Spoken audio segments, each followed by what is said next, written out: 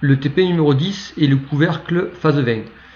Alors vous allez prendre dans le réseau ou soit par le site les documents ressources nécessaires.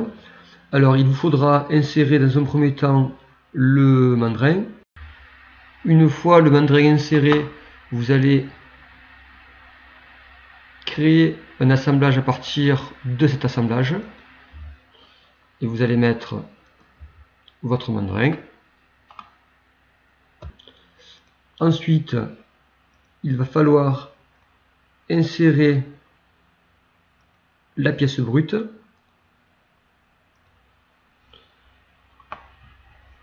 Et ensuite, insérer le couvercle phase 20.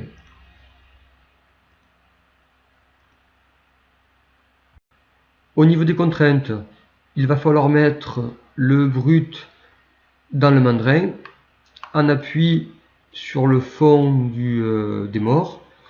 Une fois que le brut est installé, il va falloir mettre la pièce coïncidant avec le brut et la pièce sera décalée de 1 mm en retrait par rapport au brut.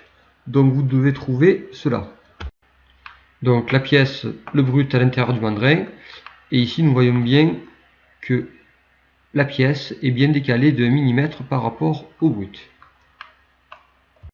Une fois l'assemblage de fait, n'oubliez pas de sauvegarder votre fichier.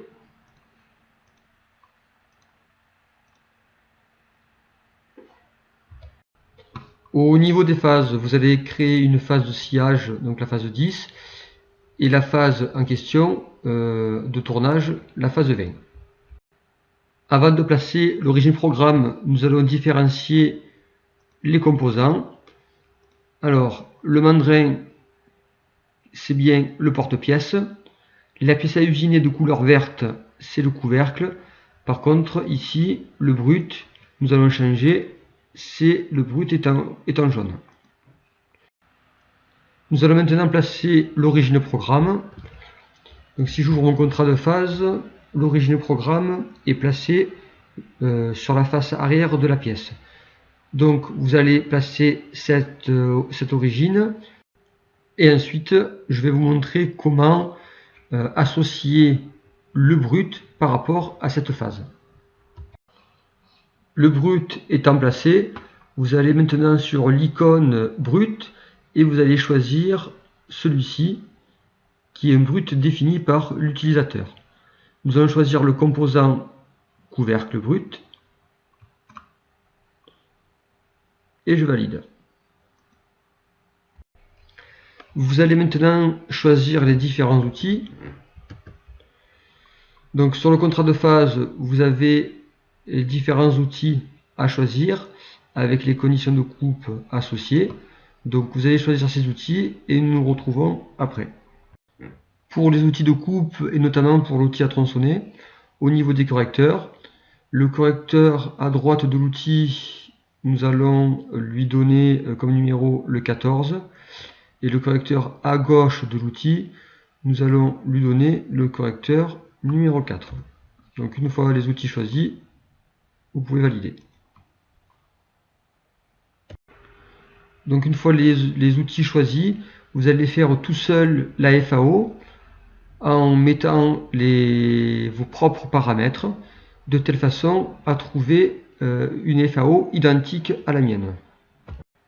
Le résultat de la FAO doit donner ceci. Donc je vais faire une simulation en enlèvement de matière. Donc on vient chanfreiner et on vient dresser la face avec l'outil numéro 1.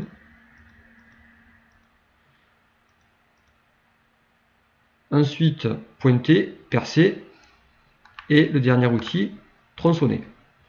Donc voilà, une fois que vous avez fait la simulation, n'oubliez pas de sauvegarder, de coder le programme.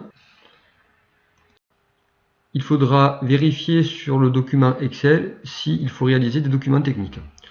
Voilà, le TP est maintenant terminé.